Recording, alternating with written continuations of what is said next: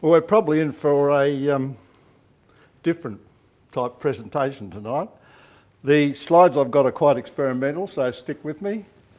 And one of the things I learned in Toastmasters is that you get nervous when you speak in public, but at the start of the talk, the audience is always with you. I hope that some of you are with me at the end.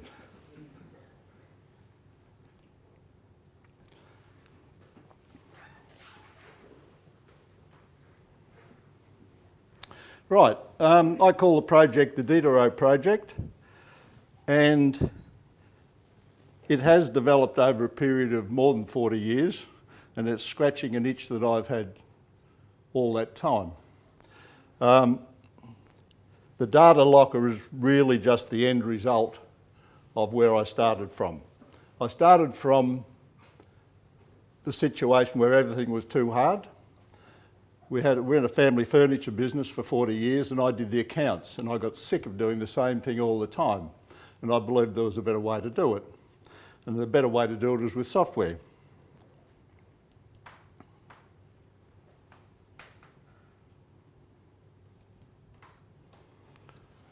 And I really need a better, higher resolution image if I'm going to be showing it on a big screen.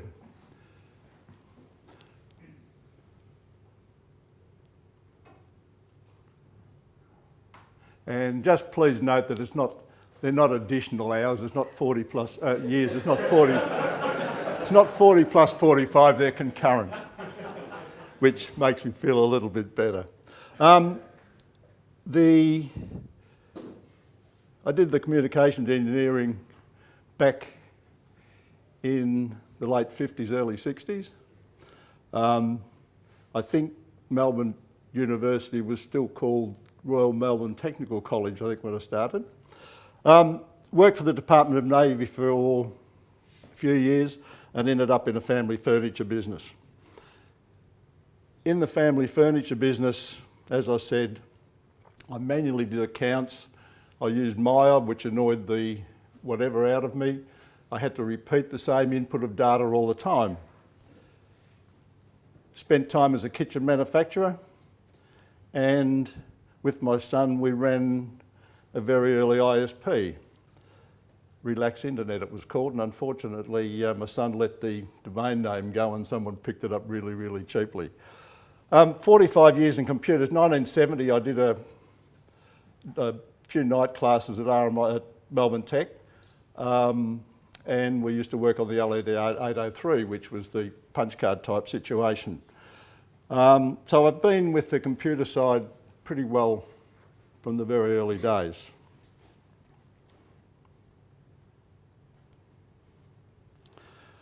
Started off some languages before this, but Forth, VBC, I had quite a bit of experience or spent a lot of time with Delphi. I fell in love with Ruby, but found out that it was too slow for the sort of work I was doing.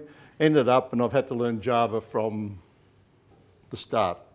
I was talking to Con before and saying that most of my coding comes from Stack Overflow and snippets and Google. If I didn't have those, I wouldn't be writing any code at all.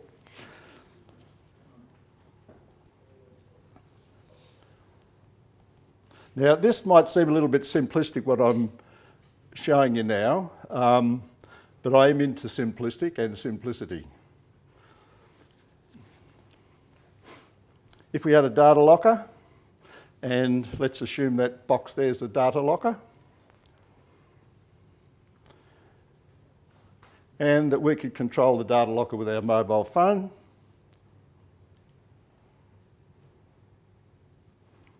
which is pretty obvious from anywhere in the world. I do tend to get a bit obvious at times.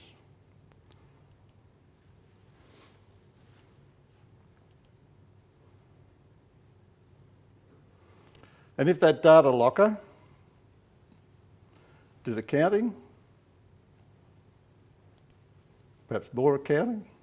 Now, with accounting, we're talking about things like budgeting, we're talking about business accounting, we're talking about any accounting. And one of the plans for my scheme is to actually, I'm a very strange person, I do love accounting. There's not a lot around. Personal budgeting, I think, is very important. Most people don't have real control of their personal budgets, And I think there's a lot of room for improvement in that area. And one that's very, very important to me, and I think is very important from the point of view of improving handling of medical data and efficiency. I'll just relate a very quick story. My wife's just had a serious back operation and recently, and in the last few days, a hip replacement. When she booked into Epworth Hospital, she filled in the form, which is it's 3 or 4 pages of your medical history. When we turned up at the desk, I said to the reception girl there, if I had done this online, this would have saved you a lot of work. She said, oh no, we print it out and then type it in. So I think these are the options. Now, my wife has just recently moved from Epworth Hospital to a rehabilitation place. They have asked her the same questions that she's been asked probably 30 times at Epworth. She's been asked 4 or 5 times today the same questions about the tablet she's on, all the rest of it. All of this can be handled if you use the sort of technique that I'm talking about. Medical is very, very important. If you could get a doctor, and it's very difficult, if you can get a doctor to give you a digital record of your patient record and you kept it in a data locker, if you went from the GP to a specialist, with your mobile phone, you could give the specialist access to your GP records. That would mean it would cut out on blood tests, cut out on x-rays. Specialists quite often repeat all the tests and the cost of the medical system is enormous. So the medical side of this is one that's becoming, I think, really, really important. As well as that, we can handle things like records of your life events if you're planning to have a family. Oh, by the way, you don't just have one data locker. On whichever device you're using, you can create many, many, many data lockers for many, many applications. But one of the things, if you're planning a family, you could start a data locker for the child you haven't even conceived yet, or you can create a data locker for the child. Don't laugh, it's not funny. You can start a data locker for the child when they're born, keep the whole history. When they're 13, 14, 15, you can actually transfer and move the data locker across to them, and then they have control of it and they continue on with it. Another advantage of life type events, as I call it, you can create a data locker for deceased persons, like your parents, your grandparents, and you put in there everything you can find about their history, like there can be heart attack problems, there can be all different sorts of problems that can help to improve your medical handling. As well as that, we can do things like automate your home, which the Internet of Things seems to be a very big thing today. It's a name that's given to something that's, it's more of a sales name. The Internet of Things type of thing has been around for a long time, but it's just developed a name. And so on. There's so many things that you can do in this type of application. I haven't been able to think them all. I haven't thought them all up. I've just thought of the ones that affect me, and that's where the scratching the itch comes into it. Everybody has an itch of some sort. They don't like. I had one person I was talking to who said she just loved with her home budgeting. You can do this with some apps and things like that, but she would just like to tell the system anything under $100, I don't want to know about it, just pay it, things like that. There are things you can do that, but I'm talking about a framework that includes, you just add these features too.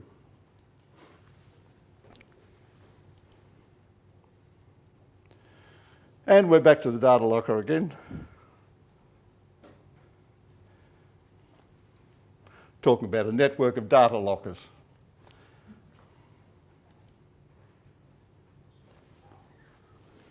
And the important thing here is that instead of your mobile phone just going to a cloud server or something of that type, you're actually talking to your own device that you have your own control of.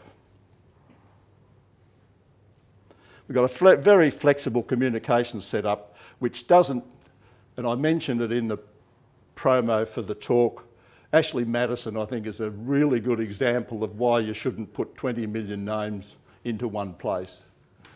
If your data locker gets broken into, it's one lot of data. It's not 20 million.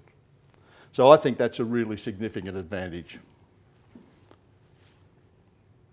Now, we can keep the locker in our home, mainly in the winter because we've got a fire burning. And we can keep the data locker on a very small device. The Raspberry Pi 2, with its abilities now, is quite capable of running significant Java programs. And I've had my system running on a Java Pi and it works fine.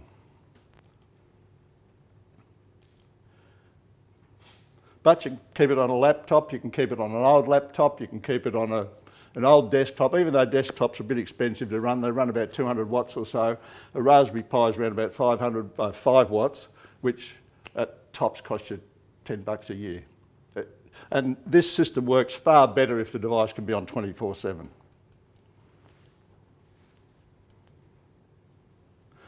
Getting to the point of the meeting, DataLockers run on Java. I think that's why I'm here. And this is where I lose most of the JVM user groups when I start talking about OSGi. There's an OSGi meetup group that we've got 5 go to. So we've got a bit of a battle on when we start to talk about using OSGi. But the reason for OSGi in this situation is that the framework is designed to write separate modules which can be automatically brought into the system as features that will create functionality. So in effect, you have your data locker running, and with your mobile phone, you decide you want a feature to do home budgeting. It automatically goes out and picks up that feature from the system. Eclipse, pretty well straightforward. B&D tools, now that is a project developed mainly by a chap called Peter Kreens that is an OSGi rock star, if you like. And it is something, Maven frightens me, I don't like it. Oh, and I will mention one thing, I've never worked and earned money from writing software. So I'm a bit different from most of the people in the room. But I think I've got an advantage in I'm looking at it from what you might call a greenfields area. I'm looking at it cleanly. I haven't been tied up in the politics of software houses. I might be missing some points, but I think there are advantages in having a clean look at what goes on. And the fourth element, which will disappear in a minute because something goes wrong, is Varden. Who's aware of Varden? Varden's an excellent program for the ones that aren't aware of it. You write Java code on your server, and Varden handles the presentation of the JavaScript to the browser. And for all intents and purposes, you're using a desktop type application on your mobile phone using a browser. Their system called TouchKit actually looks just like a natural app. And I've chosen that because it's cross-platform. Everything I'm doing in this is cross-platform. And Varden fits into that very nicely. Now, anyone aware of MapDB? Doing well on that one. MapDB is a key value, if you like, NoSQL database. It is very, very simple. It is purely serialization of objects and storing them as byte arrays. It's very, very fast and very, very simple to use, and it's only about a megabyte in size. Kryo, anyone aware of Kryo? Kryo is an excellent Kryo. I keep spelling it every time I'm coding K-Y-R-O, and it annoys me immensely, but Kryo is a very fast serialization library that can be used to serialize your objects to store in MapDB or for transmission across the net. Now, I don't use any specific protocols. All of the protocol I use is serialization, and I'm only handling on the network byte arrays. So everything's done as fast serialization. Kryo, you register your classes with an identification number, with an ID, And this cuts down the amount of data in the transmission. So instead of sending a fairly long string for the class name, you're just sending a small ID. Kademlia, anyone aware of Kademlia? I'm hitting some new areas here. Kademlia is a distributed hash table technique. Anyone heard of cord or pastry? Cord and pastry and Kademlia. Because I've never worked in a software shop, some of my pronunciation of terms doesn't always fit in with how they actually are, because I've never ever spoken to anyone that's used the word Kademlia. It could be Kademlia or it could be anything, so totally out on that one. But fundamentally, in my environment, I'm using it purely and solely like a DNS. It is to be able to find other data lockers, if you like, on the network. Java service wrapper, which you probably all know, I'm using for the service, creating the service or the daemon in the system when it's running. And SDSI. Probably none of you anyone heard of SDSI? SDSI is the simple distributed security infrastructure which was developed by Revest and some of the really smart security people in the mid-90s. It was overtaken by X509 and the security systems as they're used at the moment, because VeriSign and people like that got in and made a lot of money out of it, and interest was lost in SPKI, which they call Spooky, and SDSI, which is called Sudsy. Google are using SDSI in one of their new products, or something very similar to it, but I'm not too sure what it is at the moment. But basically what it is, you produce your own self-signed certificate, and you develop trust by people known to you sign that certificate. And within the environment, you can specify the number of signatures that need to be on the device before you'll accept it. So everybody has their public key, private key. Every data locker, has a public key, private key. And using SDSI, it's much simpler, and it doesn't have all the problems that the conventional certificates have. So it's an area, I've spoken with one of the principal architects of the SPKI SDSI system, and he's prepared to mentor me in some of these areas. I'll give that a miss. One of the problems, on GitHub there's a project that's called the Locker. I think it was the Locker. And the project died. And the reason it died was because for someone to use it, they've got to get into scripts, they've got to use make, they've got to do all the stuff that a technologist uses, but the average person can't use. So it's very, very, very important for a project to be successful to have a really simple installation environment where it can be just put in. If you're not happy with it, uninstall it. It all goes away. So I've spent many, many, many months working on an installer, which I haven't got time to demonstrate now, but fundamentally you just download it, click on it, and it's similar to most of the installs that are around, but it is a lot simpler. So in effect, one of the tests of my project is my wife's got to be able to use it. And if she can't use it, it's not good enough.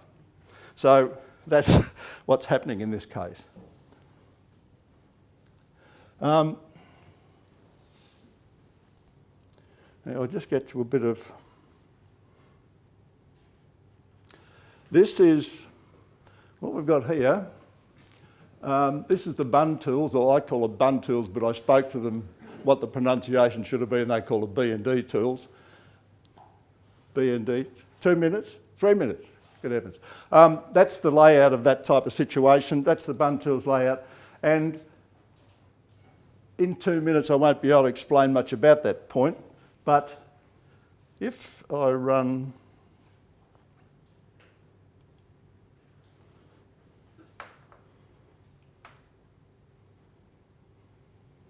So I've got it running there as a chat server and a chat client. They're both OSGi bundles. And if I close, before I do that, I'll just show you the list of OSGi bundles that are running. And you'll see there bundle 3 is the chat client. If I close the client and we check again,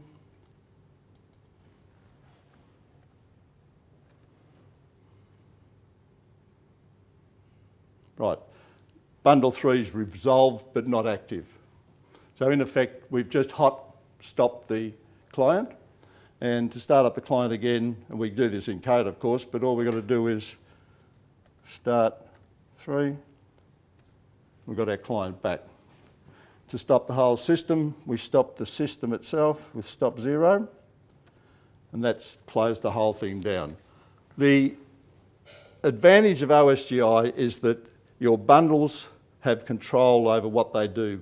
You have control over the imports, you have control over the exports. So you can control how they are seen within the environment. Now, because I've run out of time,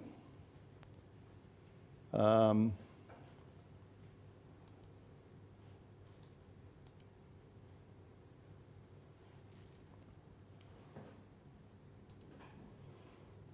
back to here. Now, what the project's all about, the reason it's called Diderot, I'll explain this very, very quickly. Is anybody aware of a period in time called the Enlightenment? The Enlightenment was a time in the mid-1700s where science came into conflict with the church. Scientific knowledge started to dispute the knowledge of the church. And during that period, it was a time of very high learning. A chap by the name of Denis Diderot created an encyclopedia. And with his encyclopedia, he invited experts and common men from around the world to contribute to his encyclopedia. So he built up a big bundle of knowledge within the encyclopedia.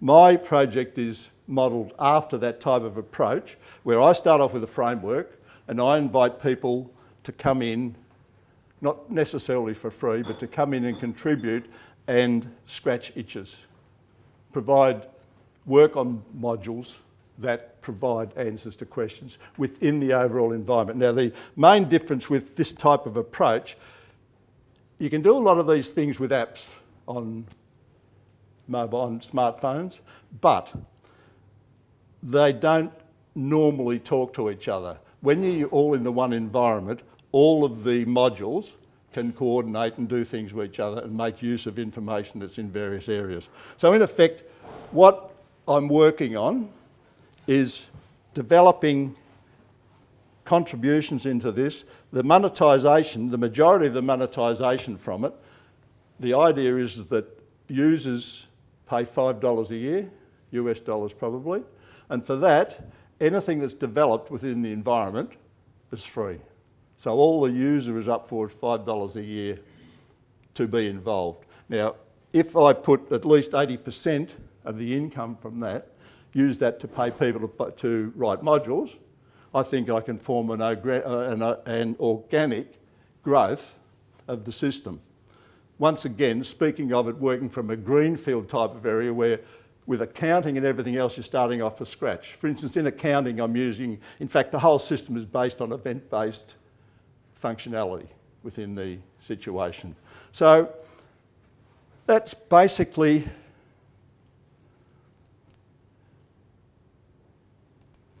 what I'm talking about.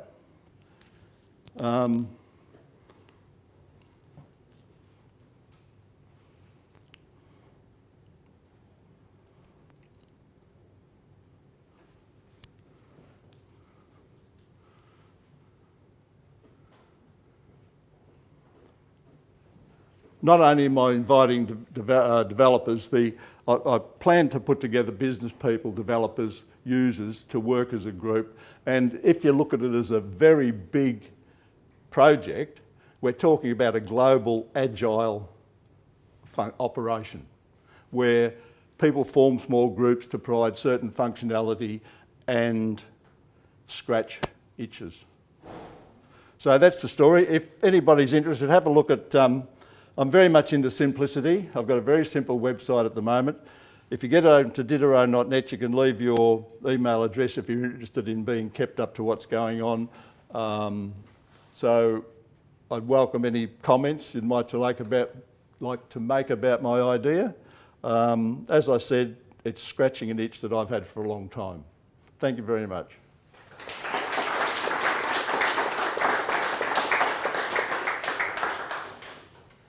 Any questions for Paul?